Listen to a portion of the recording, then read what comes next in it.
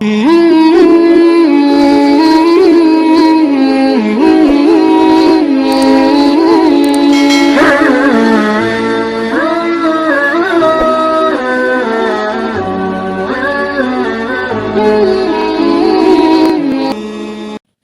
Kamis terdahulu kita sudah bahas masalah niat sholat. Syarat niat sholat sudah kita kasih ada 6. 1. Menyengaja sholat. Sholat itu harus kita sengaja. Itu makanya orang mabuk nggak boleh sholat. Kedua, menentukan fardunya, zuhur, asar, maghrib, isya, subuh. Ketiga, menyatakan, menzohirkan sholat itu dilaksanakan, nggak sekedar direncana gitu. Tapi kita nyatakan, kita buat. Baru yang keempat, tempat niat ada di dalam hati. Ada di dalam hati. Kita tahu tempat niat itu ada di dalam hati. Makanya hati itu usahakan dibelenggu beserta akal pikir supaya tidak lari kemana-mana, supaya tidak teringat kemana-mana. Pandangan ke kolbu supaya tidak pandang kemana-mana, ke kolbu pandangan. Baru yang kelima, jatuhnya niat, terlaksananya niat ketika kita takbiratul ihram, Allahu Akbar, jatuh niat, terlaksana niat sholat kita itu dari mulai huruf alif sampai huruf R. Kita mantapkan di sana ketika kita takbiratul ihram. Takbir itu disebut takbiratul ihram karena takbir yang mengharamkan semua pekerjaan kecuali pekerjaan sholat.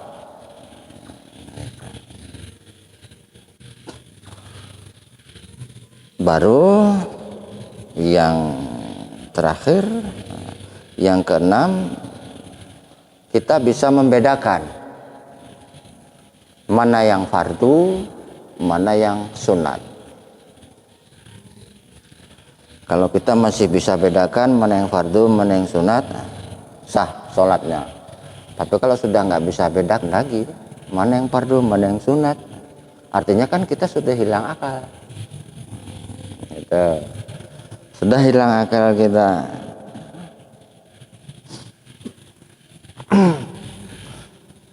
Rukun sholat yang kedua takbiratul ihram. Yang ketiga membaca berdiri betul. Betul-betul berdiri. Kenapa dikatakan berdiri betul? Gitu kan tempo hari. Apa sih yang betul-betul berdiri itu? Apakah jasmaninya? Oh tidak. Karena jasmaninya kalau tidak bisa berdiri boleh duduk. Kalau tidak bisa duduk boleh berbaring. Yang terakhir boleh pakai isyarat. Kalau tidak bisa juga disolati. Itu yang ketiga, rukun yang ketiga, berdiri betul. Jadi yang betul-betul berdiri itu kolbunya, betul-betul berdiri menghadap Allah Subhanahu wa ta'ala, kiblat hati kepada Allah. Betul-betul kita tegakkan niatnya itu, betul-betul kita tegakkan lillahi ta'ala. Aku beribadah ini karena Allah. Baru kita baca doa iftitah kalau mau dibaca. Allahu Akbar kabira. Allah yang maha besar, lagi sempurna besar. Walhamdulillahi katsira. Dan segala puji bagi Allah yang sebanyak-banyaknya. Wa subhanallah, dan maha suci Allah. Bukratan wa asila, sepanjang pagi dan petang. Inni wajjahtu wajhiya, kuhadapkan muka hatiku. Ini dia lurus. Itu makanya berdiri betul lurus. Inni wajjahtu wajhiya, kuhadapkan muka hatiku kepada siapa? Lilladzi fataras samawati wal ardo, bagi yang menciptakan sekalian langit dan bumi. Hanifam muslimah, hanif lurus, dengan keadaan lurus, hamba berserah diri, hamba menyerahkan diri, itu dengan keadaan lurus. Itu makanya tadi berdiri betul. Pertama niat, kedua berdiri betul ya, ketiga baru takbiratul ihram. Kebalik tadi, pertama niat, kedua berdiri betul, baru takbiratul ihram. Setelah itu boleh membaca doa iftitah, sunat. Nggak dibaca nggak apa-apa, karena itu sunat. Kalau tahu, elok dibaca, kan pahalanya nambah, dikit-dikit jadilah. Nah, ini kita pelajari. Hanifah muslimah, dengan keadaan lurus, hamba berserah diri. Wa ma ana minal musyrikin. Nah, itu yang pertama, janji kita. Dan hamba bukan dari golongan orang yang musyrik. Itu makanya kita luruskan tauhid kita kepada Allah. Hudur hati kita ini dibimbing, kan hudur hatinya secara nggak langsung ya, dibimbing walaupun nggak satu-satu praktek, dibimbing. Jangan akal pikir itu jangan dibiasakan mengembara. Nanti kalau dibiasakan mengembara, sholat pun dia mengembara. Hudur hati kepada Allah, jaga benar-benar itu, jangan sampai lepas. Para arif billah zaman dulu itu ada yang ekstrim. Andai kata lepas satu detik saja aku sudah kafir. Itu. Kita berapa jam lepas?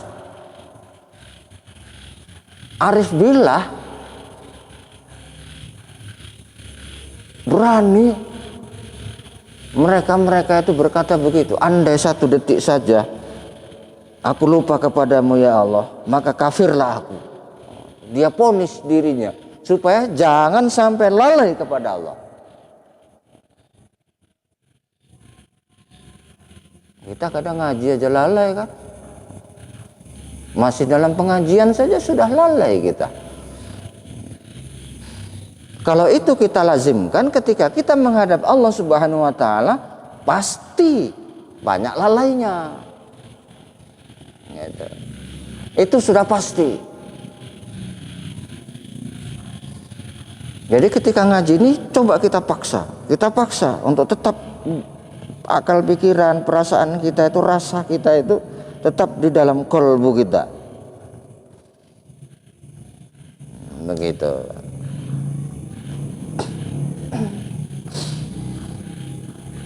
Inna sholati, sesungguhnya sholatku, wa nusuki, dan semua ibadahku, wa mahyaya, dan hidupku, bahkan sampai wa mamati, dan matiku.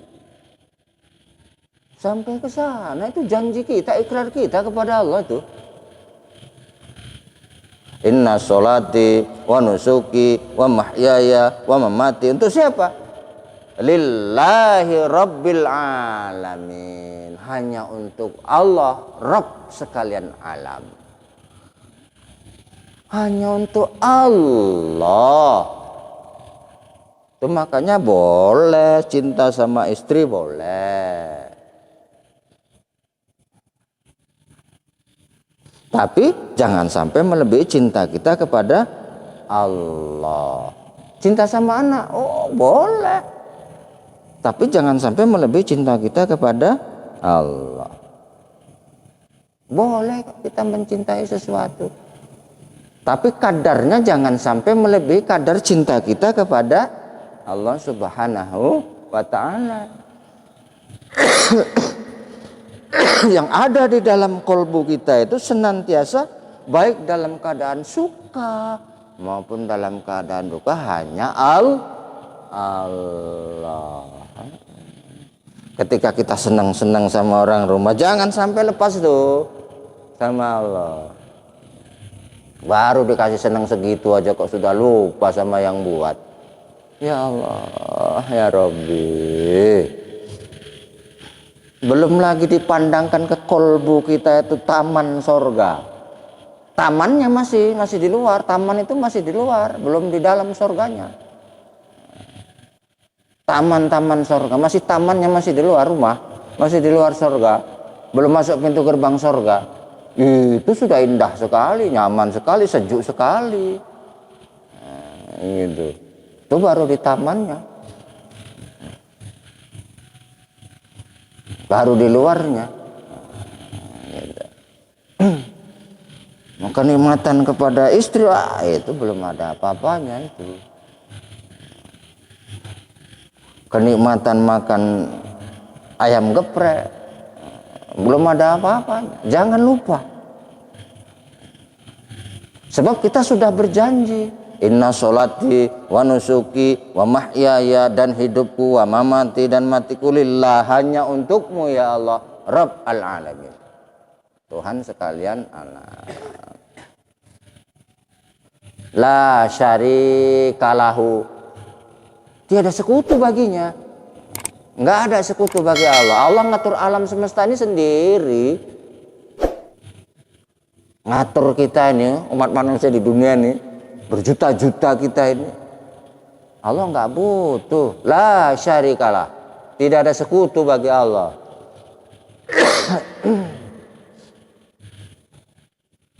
Yang lain tuh nggak ada apa-apanya, nggak ada hebatnya. Termasuk kita ini tak ada hebatnya. Apa hebat kita? Ngatur kedip mata kita sendiri aja kita tak bisa. Ngatur tarikan hembusan napas sendiri saja kita tak bisa, tak mampu.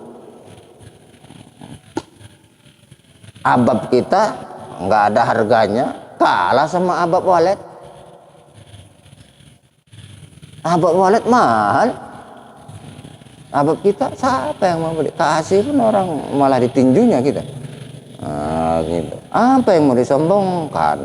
Apa yang mau dilebihkan? La syarikalah, tiada sekutu baginya. Wa bidzalika umirtu, dan dengan itu hamba diperintah. Kita diperintahkan untuk tidak mensekutukan Allah. Nggak boleh. Bahkan sama diri kita sendiri nggak boleh.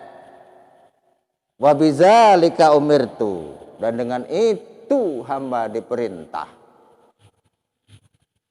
Kalau bisa baru ana minal muslimin, dan hamba dari golongan orang-orang muslim, orang yang tunduk patuh melaksanakan perintah Allah, menjauhi larangan-larangannya. Itu rukun yang di sela-sela antara takbiratul ihram dan al-fatihah. Rukun yang keempat al-fatihah. Membaca surah al-fatihah. Bismillahirrahmanirrahim. Di sanalah dialog antara hamba dan Tuhannya. Ketika kita membaca Bismillahirrahmanirrahim, Allah jawab itu. Telah menyebut hambaku akan daku. Gitu. Dijawab sama Allah. Itu makanya tidak boleh tergesa-gesa. Ini kadang bismillahnya, apalagi yang itu, yang kalau tarawih itu 23 rakaat 7 menit selesai itu. Ya Allah, ya Rabbi. Gimana mau masuk? Inna sholata tanha anil fahsya'i wal munkar. Sesungguhnya sholat itu mampu mencegah perbuatan keji dan mungkar. Lawang zauk perasaan sholat kita tak punya, tak ada. Tak pernah dilatih zauk sholat kita itu. Bagaimana berdialog? Kadang kita mau berdialog sama presiden aja diajari ya kan. Nanti kalau mau ketemu presiden ya gini.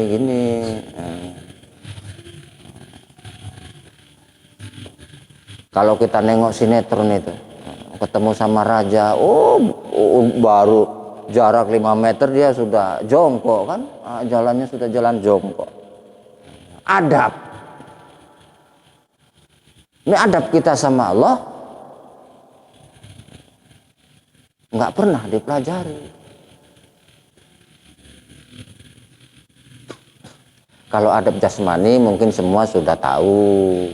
Suci pakaian, suci badan, suci tempat, adab jasmani. Adab ruhaninya?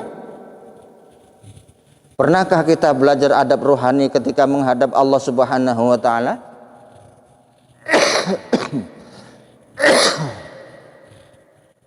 Di sini pelan-pelan kita pelajari. Pertama hadapkan dulu ke qalbu. Kenapa? Karena qalbul mukmin baitullah. Hadapkan ke rumahnya dulu. Hadapkan ke rumahnya dulu. Ini sudah hadapkan ke rumahnya aja susah, payah ya kan. Akalnya entah kemana-mana, perasaannya udahlah melamun entah kemana-mana. Apa yang dipandang itu yang dilamun. Apa yang dipandang itu yang melekat di kolbu. Bismillahirrahmanirrahim. Telah menyebut hambaku akan aku. Alhamdulillahi rabbil alamin. Sungguh hambaku telah memujiku.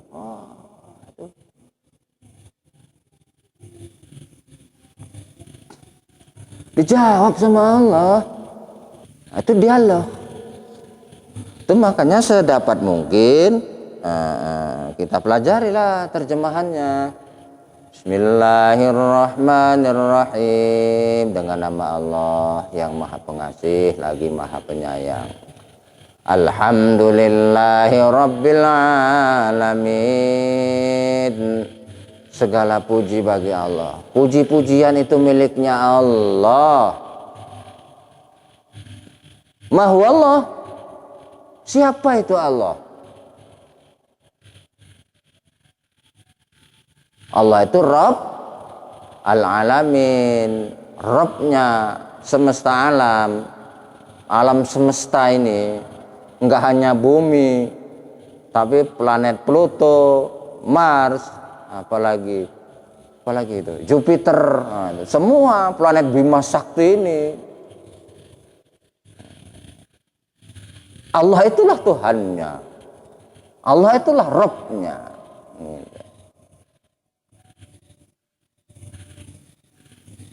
Dibalas sama Allah. Sungguh telah memuji hambaku akan aku. Senang Allah.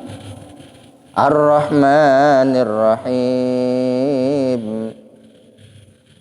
Kuterima pujianmu, sanjunganmu kuterima. Yang maha pengasih lagi maha penyayang, kuterima sanjunganmu hambaku. Gitu.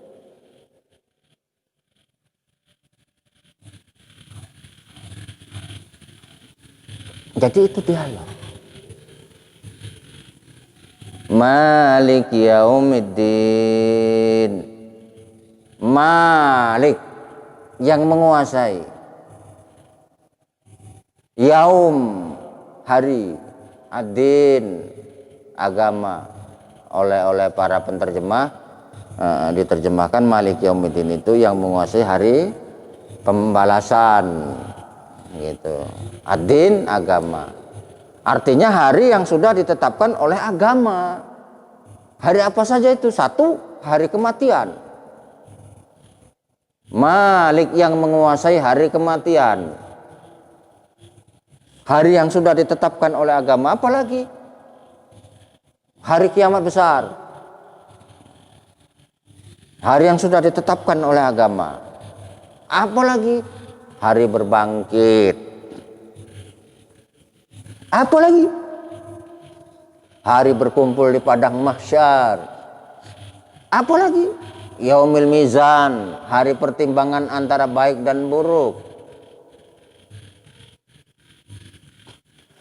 Itulah makna daripada Maliki Yaumiddin, yang menguasai hari pembalasan. Terakhir oleh penterjemah itu yang terakhir saja yang dibawa di sana, hari pembalasan.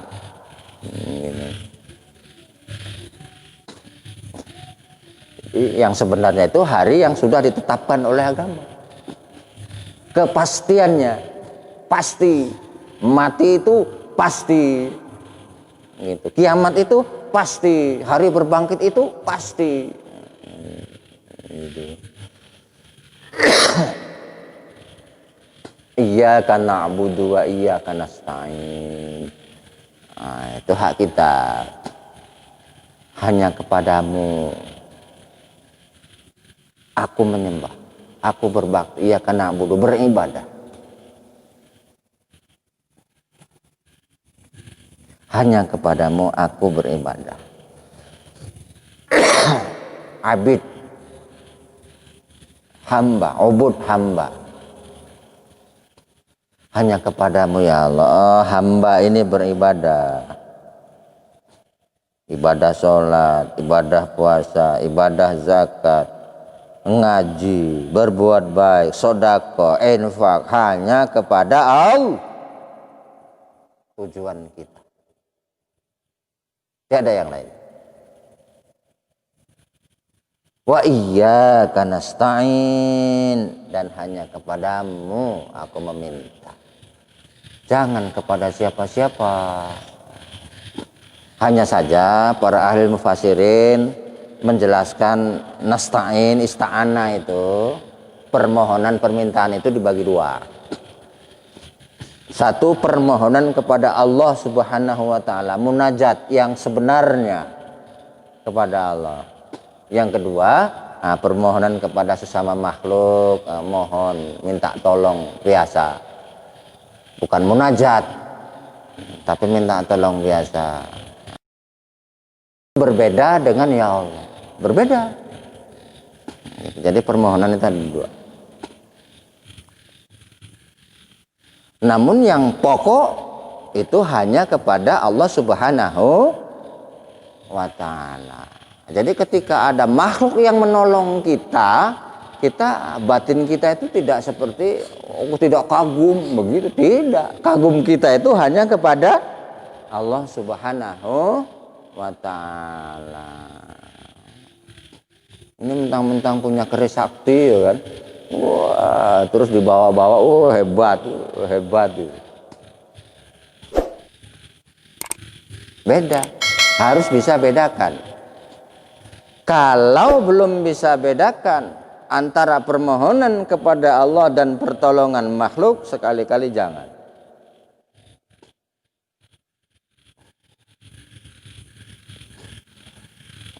Cincin-cincin yang katanya ada ininya, ada itunya, jangan.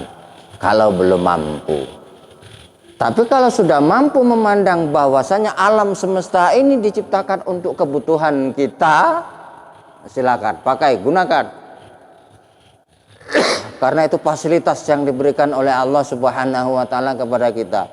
Mbak orang tua memberikan fasilitas sama kita. Ada mobil, ada kereta, ada sepeda, apalagi ada pakaian olahraga, ada pakaian sekolah, ada pakaian tamasa, gitu. Kapan waktunya naik mobil, kapan waktunya naik kereta, kapan waktunya bersepeda. Kita kalau sudah tahu silakan pakai fasilitas itu. Tapi kalau belum tahu, nanti kemaruk. Itu yang susah. Mentang-mentang punya mobil baru, tempat tetangga aja pakai mobil, padahal jalan 2 menit nyampe. Kemaruk masih. Punya baju baru, kemaruk. Kerja pakai baju itu, dolan pakai baju itu, tidur pakai baju itu, berenang pakai baju itu. Kalau belum mampu, jangan. Iyyaka na'budu wa iyyaka nasta'in. hanya kepadamu ya Allah kami beribadah, dan hanya kepadamu kami meminta. Mintalah hanya sama Allah, tapi harus tahu caranya. Caranya minta sama orang tua aja pun dirayu-rayu dulu, ya kan? Beneran? Bagaimana cara merayu Allah? Setiap habis sholat 5 waktu itu istighfar dulu.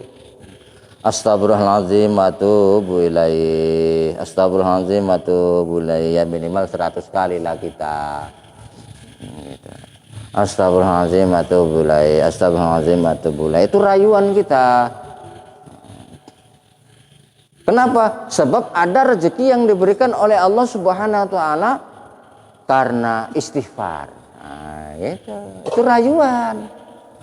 Infak, sodako, rayuan kita kepada Allah Subhanahu wa ta'ala.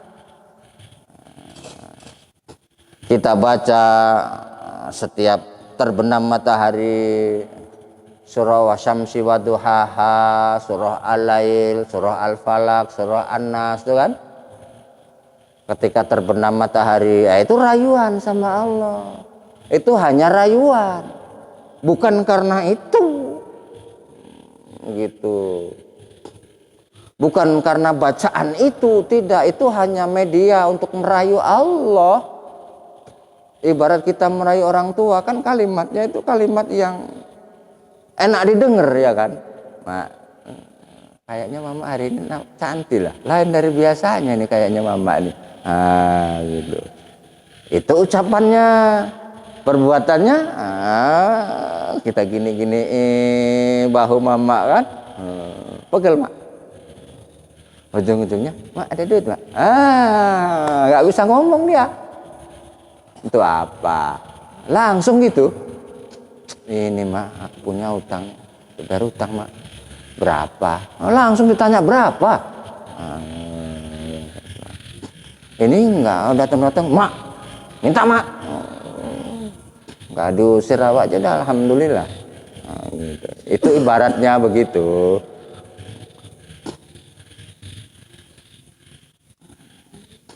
Jadi paham ya. Jadi ketika kita baca Quran, ketika kita sholawat Nabi, bukan karena baca Qurannya, bukan karena sholawat Nabinya, tapi itu hanya media.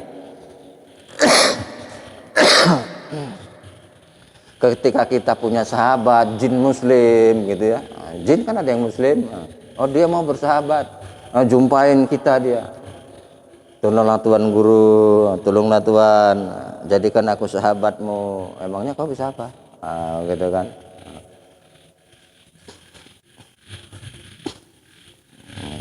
Tanya emangnya kau bisa apa? Gitu.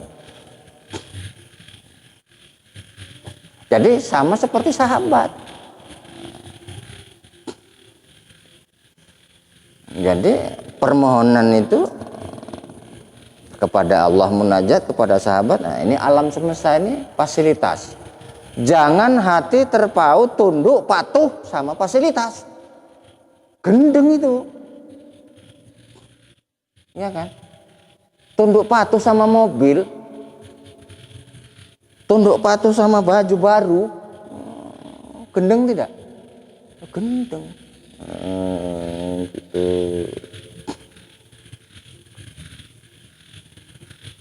Itu permohonan yang pertama. Ihdinas siratal mustaqim. Nah, orang pinter gitu. Mohonnya itu yang pertama itu, nggak mohon yang lain-lain. Permohonan yang utama itu ihdinas siratal mustaqim, tunjuki aku jalan lurus. Nah, itu lurus kemana? Kepadamu ya Allah. Sebab dia tahu innalillah wa inna ilaihi raji'un. Kita ini dari Allah, bakal kembali kepada Allah.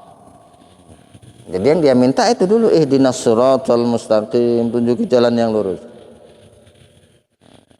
Lurus kepada Allah Subhanahu wa taala. Jalan yang lurus itu yang bagaimana? Siratal ladzina an'amta alaihim, jalan orang-orang yang sudah Engkau beri nikmat atas mereka. Nikmat apa? Nikmat iman, nikmat bermesraan dengan Allah. Kalau sudah dekat, mesra sama Allah, dekat sama Allah, fasilitas apa yang tidak disediakan? Itu makanya di hadapan para arif billah, alam semesta ini hanya seperti telapak tangan.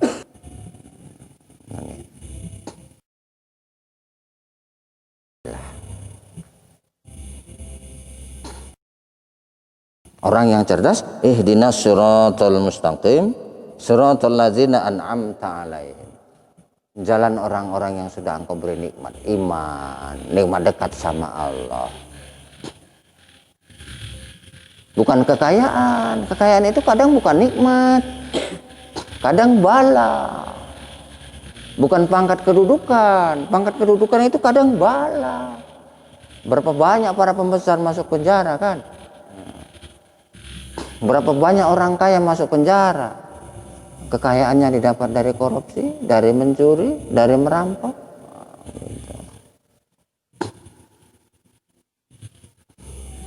Jadi orang yang ngerti itu nikmat, bahagia. Jalan orang-orang yang sudah Engkau beri bahagia, kenikmatan. Apa itu? Sudah berpangkat, kaya, soleh lagi. Ghairil maghdubi alaihim, bukan jalan orang-orang yang maghdub, ghadab. Engkau murkai. Apa artinya kaya tapi dimurkai oleh Allah? Apa artinya punya pangkat kedudukan dimurkai oleh Allah? Eloknya itu ya kaya, ya berpangkat tapi disayangi sama Allah. Seperti Sulaiman, seperti Daud. Kaya disayangi sama Allah, diangkat jadi nabi. Waladhdallin, dan bukan jalan orang-orang yang Kau sesatkan. Sesat dia. Rencananya mau jalan ke Allah, rencananya mau ke Setabat. Sampai pasar 1 kan ada simpang besar tuh. Teringat dia sama kawannya di Gohor sana, belok dia. Ngobrol asik sama kawannya, datang kawannya seneng, didatangi kawan, udah lama nggak jumpa, disuguhin enak-enak, lupa ke Setabat. Akhirnya matinya sesat. Gitu. Mau menuju kepada Allah, hinggap di diri. Sama diri, dikasih kelebihan-kelebihan ini itu, bisa begini, bisa begitu. Terhenti di sana, asik di sana. Akhirnya lupa kepada Allah, sesat. Itu sama diri, apalagi kalau sama jin, sama segala macam itu. Para hiangan itu, ya Allah, ya Rabbi. Itu doa kita di dalam sholat. Sudah selesai. Baru kalau mau baca surat. Enggak apa-apa. Pak, aku hafalnya ngor kulhu. Ya udah kulhu aja, tiap hari kulhu nggak apa-apa. Pagi kulhu, siang kulhu, sore kulhu, maghrib kulhu, malam kulhu, nggak apa-apa. Yang penting jangan jadi imam. Ntar kalau jadi imam ditandai makmumnya nyenggol kawannya, pasti kulhu. Banyak. Gitu. Baru rukun yang kelima, ruku. Tunduk, ruku. Unsurnya unsur air. Tadi berdiri betul unsur api. Ruku unsur air. Itu saja dulu. Nanti disambung minggu depan. barangkali sampai situ dulu. Assalamualaikum warahmatullahi wabarakatuh.